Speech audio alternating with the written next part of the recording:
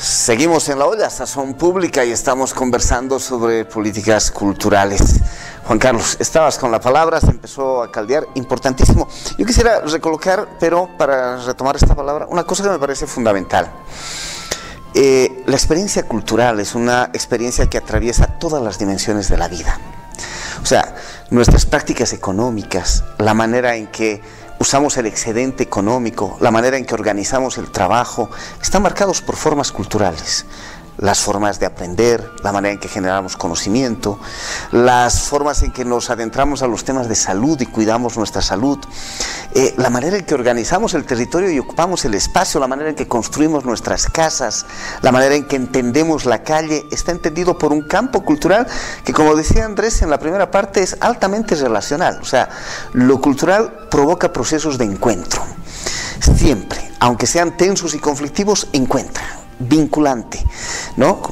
Al estar vinculado con el todo, cuando aparece la Constitución del año 2009, no aparece, se la construye, esta Constitución del año 2009 reconoce esta multiplicidad cultural, la no visión monocultural de la vida, del Estado, de nuestras relaciones, sino la multiplicidad, y la convierte en la norma general del país.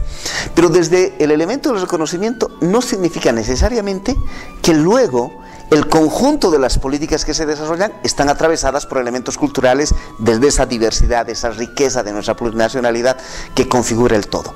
¿Cómo estamos avanzando en temas de políticas culturales? ¿Para dónde? ¿Cómo están aterrizando? Porque luego también las políticas necesitan recursos concretos para ser efectivas. Tenemos una lectura, tengo que indicar que pese a estar desarrollándose un proceso de construcción, una ley marco de culturas anteriormente, desde el lado social, desde la ciudadanía, en la cual tú también, Mario, has estado involucrado en un proceso que inició con Pablo Brooks como ministro.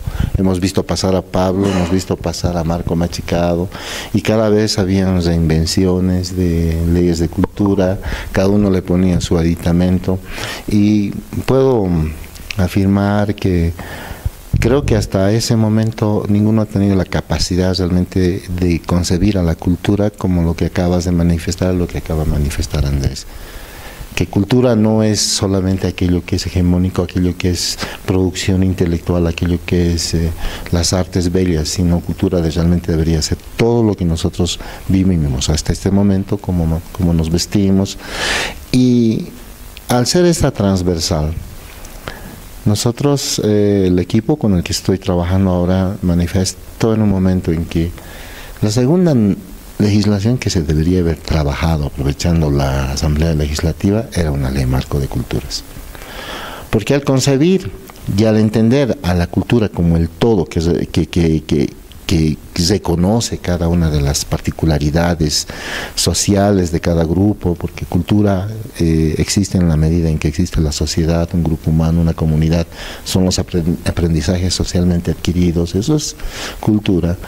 En la medida en que sea concebida como algo transversal, debería regir todas las políticas, no solamente culturales, sino económicas, políticas de inversión, de educación, de salud, debería estar en todo ello, una transversal. Y al entender eso, nosotros nos hemos dado un susto. Sin ir muy lejos, por ejemplo, algunos proyectos que se han desarrollado con el programa Evo Cumple, por ejemplo, de casas que se han construido en algunos espacios de los indígenas. A veces nos preguntamos, ¿estos han sido efectivos por su uso? Porque las comunidades se manejan por lo aranzaya y lo arriba, lo abajo, sus espacios, sus territorios, y viene un ingeniero bien capo y dice, no, aquí el mejor lugar es este del medio. Y las comunidades nunca las van a utilizar, porque no responden a sus intereses culturales o a su realidad cultural.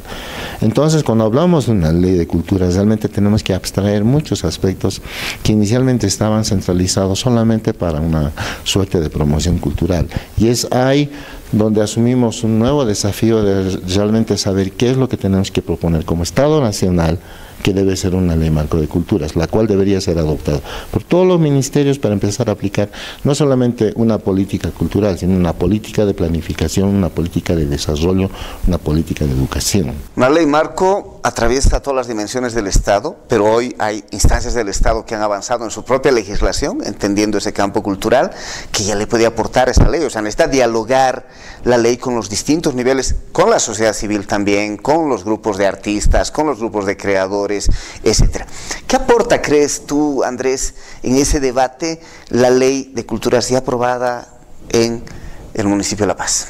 Abarca, creo que varios temas, ¿no? Primero es el hecho de generar una primera experiencia, porque esperar la ley perfecta podemos esperar décadas, ¿no? Sabemos que hay varias falencias, que tal vez se la puede mejorar, pero ya es un primer paso de tenerla, y creo que es el primer logro, y es un ejercicio de decir que es posible. El segundo es el hecho de la metodología, ¿no? Creo que un proyecto de ley de culturas no era una ley de la Secretaría de Culturas para decirle lo que tiene que hacer, sino más bien es una ley del municipio bajo conceptos de interculturalidad, corresponsabilidad, transparencia, de desarrollo sostenible. Es de que se genera una dinámica con algunos actores culturales que permite realmente consensuar y elaborar un documento que su ambición no es normar todo. Creo que lo que debemos evitar es normar lo cultural. Tenemos que generar más bien condiciones para que lo cultural salga por la ventana, por la puerta, por el techo, por el costado, porque si no, ocurra. Eso es. Y solo generar algunas reglas claras en función de transparentar algunos tipos de fondos para que muchos de los creadores puedan desarrollar, pero sin crear dependencia. Porque se ha visto en la experiencia que hemos tenido todos como actores gestores, cuando llegas a ser un Estado que dependa el sector cultural del mismo, cuando este entre en crisis, el sector cultural de por sí también va a generar alguna deficiencia, que no significa una visión ausentista del Estado, ¿no? Liberal, que la sociedad haga lo suyo, o tampoco paternalista de darle todo, sino más bien ver que es un trabajo coordinado. Y creo que ahí el otro elemento fundamental es que busca avanzar en un tema conceptual sobre el tema del diálogo intercultural, generar la priorización de algunos grupos como el de los niños que se plantea, el tema de generar espacios de participación y de seguimiento y de control social, porque una política cultural tiene que ser construida de manera colectiva, no hay sabios que pueden, ¿no?, delinear, sino es en base a una conexión y a un diálogo entre la sociedad civil y el Estado. Son dos miradas distintas, cada una que se complementa si sabemos manejarla. Y por último, el tema de generar una serie de incentivos en el ámbito artístico, ¿no?, generar fondos, tal vez en este año no muy fuertes, pero que ya permita transparentar y que no sea al dedo la designación de los recursos. Y también de buscar generar espacios para que la empresa privada comience a interesarse en el ámbito cultural, no solo desde la visión de responsabilidad social, ¿no?, o de mecenazgo, sino también la visión de hacer negocios, ¿no?, sin perder identidad, resguardando ciertos elementos que también están en la ley, pero sí ver que es un factor importante que genera, además de otros desarrollos, el desarrollo económico. Y finalmente está el hecho de generar espacios de participación. Está el Comsiculta como elemento, las jornadas culturales, que hay que recordar que fueron en el municipio de La Paz, donde se iniciaron en el 2005 y a base de otras experiencias, y luego cuando Pablo era, ¿no?, oficial mayor de Culturas, y luego lo movió. Estás hablando de Pablo Grus, que después fue ministro de Culturas. Fue ministro de Culturas, pero que fue una continuidad que el municipio la tomó como eje. No es solo una idea de Pablo, sino fue un principio de participación con otros consejos que el municipio tiene en otras áreas. Y creo que eso demuestra esta importancia. Y por último, es un aliciente más bien para impulsar a que de una vez tengamos una ley nacional de culturas, a que otras reparticiones, sean gobernaciones o municipios, se animen a dar este paso, siempre y cuando exista voluntad política. Si las máximas autoridades no tienen la voluntad, como en el caso del alcalde Luis Revilla y el don Pedro Sus, presidente del Consejo Municipal, la ley no hubiera podido salir, ¿no? Vamos a volver dentro de un ratito, pausa en la olla, vamos a volver sobre este desafío. Y esto, que además es voluntad política, tiene que engancharse con niveles de participación y de presencia de los que generan, producen, cuidan, diseminan experiencias culturales, la gente, a través de estructuras organizativas, participación.